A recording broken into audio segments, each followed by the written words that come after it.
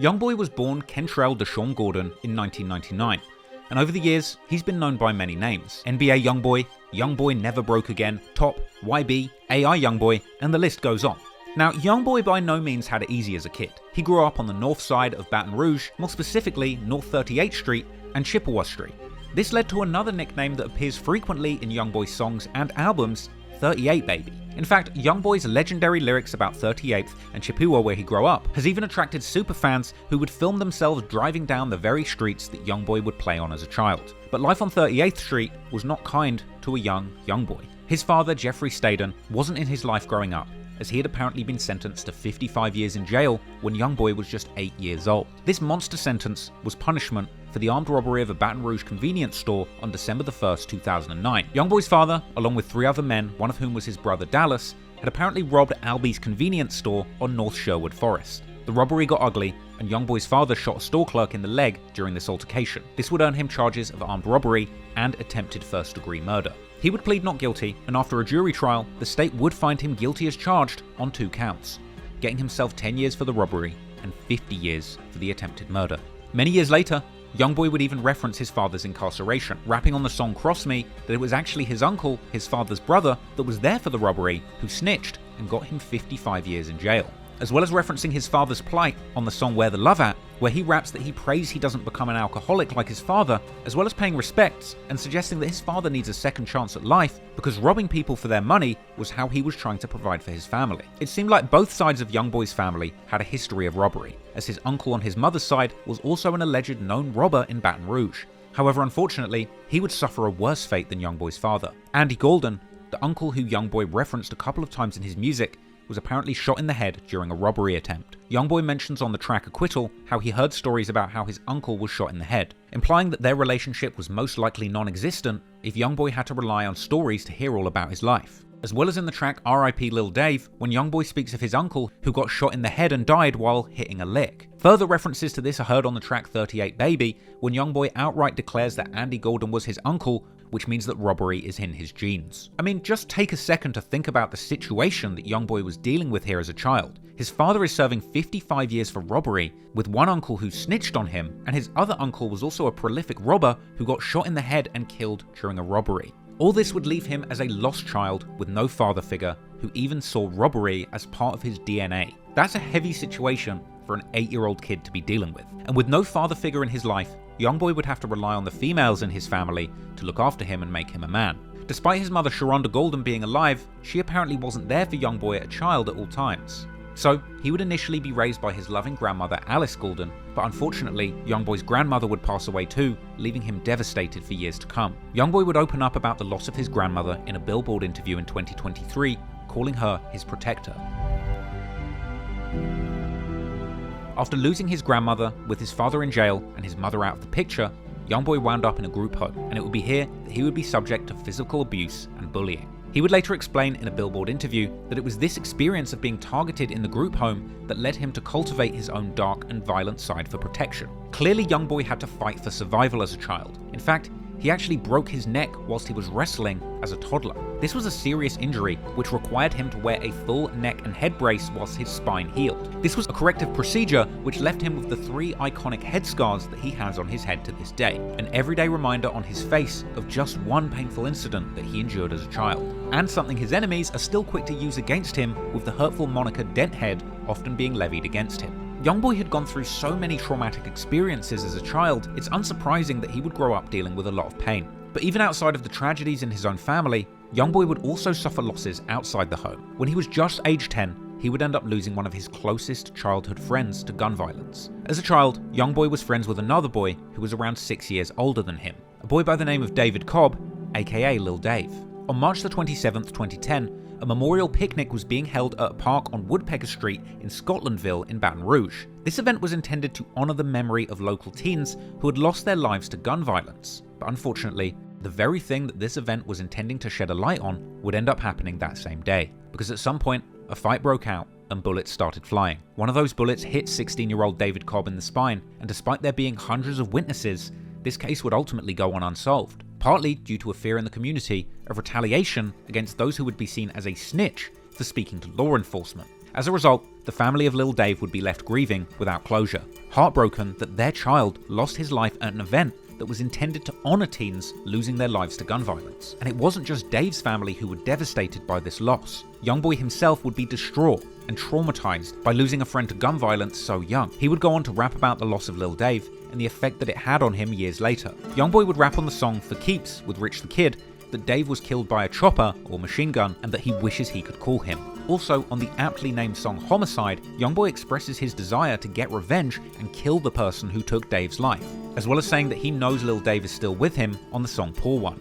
On the song Cage Feeling, YoungBoy speaks about the death of Lil Dave, saying that this loss turned his heart cold and made him become a killer. The fact that YoungBoy was no stranger to loss of friends and family at such a young age just goes to show you the kind of environment he was growing up in, and the factors that coerced him into the kind of lifestyle he would go on to live. But YoungBoy was already being influenced by the streets. He would actually later rap in the song Life that Lil Dave was the person who taught him how to smoke, shoot dice, and get money for sneakers. He also said that he felt life began getting crazy for him when Lil Dave was killed. In the song Better Man, YoungBoy would claim to be tormented by the image of Lil Dave's murder in his mind. And on the track How I'm Living, he would vow to make the people responsible bleed for what they did to Dave. Later on the unreleased track Hold 13, that appeared only in a trailer for his hit album Top, YoungBoy would rap a lyric which some believe is him actually confessing that when he made his first $20,000, he spent it on a hitman to get revenge on Lil Dave's killer. With this traumatic and personal loss, combined with his family's reputation when it came to robberies, it's no surprise then that as a young teenager, YoungBoy dropped out of school in the 9th grade and got heavily involved in the streets, becoming a teenage robber just like his father and uncle. YoungBoy would later tell DJ Smalls Eyes in an interview that after his grandmother died, he started robbing himself and ultimately wound up in jail for a robbery at just age 14. I grew up stealing, taking from people. And like, well, at first, my grandma used to take care of me. And when my grandma died, started catching my attention at a younger age. See, I got booked for robbery at my age 14.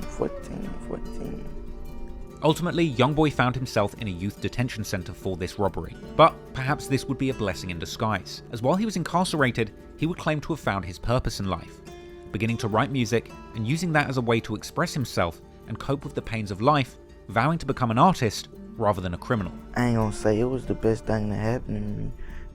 It helped me know my purpose. It helped me know what I want to do. Within them 6 months, I wrote at least like 25 songs with no beats. It was basically what I was going through, how I was feeling. It helped me learn how to express myself. YoungBoy's family were actually always interested in music. YoungBoy claimed to have written his own obscene rap lyrics in the 4th grade, and he had apparently been taken to the studio by his mother, who herself was also an aspiring rapper. And his father had even written to him from jail, telling him that he had been writing music during his 55-year sentence, and encouraging YoungBoy to focus on music too. So, upon his release from jail for robbery, YoungBoy would return to 38th Street with little more than just a dream of becoming a rapper, along with a lifetime of trauma. And before he could get anywhere with his rap career, he would at least need a stable environment to live in. Luckily, he ended up finding a new place in the neighborhood to call home, with YoungBoy rapping on the song Life that he met his friend 33 riding his bike down Chippewa, and that 33's mother accepted him into their home like family. According to 33, him and YoungBoy are essentially brothers, as the two grew up with the same mother, Monique. But Monique is really 33's biological mother, as we know that YoungBoy is the biological son of Sharonda Golden. But due to the fact that 33's mother Monique helped raise YoungBoy, he often refers to her as his mother as well, which would make 33 his adopted brother, and the two do seem to have a relationship that is stronger than most real brothers. And because of this, the two basically just say they're real brothers. You said you knew him since you were 4? Since when? Because you guys are Like brothers, day one, and you were born around each other, so Yeah. it's like you don't have any memories of not like- knowing them. No, it's like you know how both our dad is split up, you know what I'm saying? So we got the same mamas. It's Okay. like, man, really, I started making music with my brother. Just really inspired me to go in the booth because it really wasn't about me. It was really about YoungBoy, and I was pushing him. And one day he just told me, man, look, come do this with me. And he pushed me to go in the booth, and I just took a liking into it, and that's where it really started from. So shout out YB. Meanwhile, YoungBoy's relationship with his own biological mother Sharonda was up and down during his childhood. Years down the line, he would open up about this on the song Lonely Child from his October 2019 project AI YoungBoy 2, when he says that even though he called 33's mother Monique his adopted mother, he still needs Sharonda in his life. Perhaps due to the lack of a real father figure growing up meant that he had to rely on both of his mothers for emotional and mental support. But anyway, after getting out of juvenile and finding a new safe space to call home, YoungBoy's new spiritual brother 33 would be supportive of his aspirations as a rapper, and together this brotherly duo would get back to finessing on the streets to pay for studio time, eventually with YoungBoy getting enough recording time in to produce a full-length musical project. And by April the 10th, 2015, YoungBoy had released his first ever mixtape, Life Before Fame. This tape featured tracks like Homicide and Range Rover, which showed a 15-year-old YoungBoy truly had the skills to pay the bills early on. The album begins with an intro where YoungBoy mentions an affiliate of his named D-Dog catching a body. This sets the mood for the rest of the album, letting fans know straight away that YoungBoy had ties with the streets, despite the fact that he was technically still a child at this point. And in the same song, he gives us an insight into his torturous relationships and the reason behind why he finds it so hard to remain faithful to his partners, even at age 15. In the song I Know, YoungBoy begins to paint a menacing picture of his position in the local gang hierarchy, mentioning on 2 occasions how he can rely on another known NBA affiliate by the name of Lil Pap to go get him. A brash statement which shows that even at age 15, YoungBoy was really in the streets, with people around him that he could send to do dirty work. YoungBoy would also share his experience with Get Back and vengeance in this project. On the track Deal With It, he talks about how revenge was exacted on the person who killed his uncle, saying that they spotted the person who killed his uncle and that YoungBoy witnessed somebody put that person in a casket, and going on to say that the deceased man's brother is now after him. This is an important lyric, as it shows that even back when he was just 15 years old, people were dying around YoungBoy, being killed, and he was becoming a target himself, despite not being directly responsible for the violence that had played out. Elsewhere on this song, YoungBoy pledges his allegiance to a group called TBG, or Top Boy Gorilla. This is the first crew or record label that YoungBoy aligned himself with when he became a rapper, though unfortunately, as is often the case in the streets, over time, as YoungBoy's star rose, tension would brew between the members of TBG, arguing over who the next big rapper from the group would be. And eventually, what begun as a partnership would devolve into a deadly beef, with members of TBG picking their sides, and the feud escalating into an all-out gang war, with people being murdered on both sides, and years of heartbreak playing out on the streets and in the music.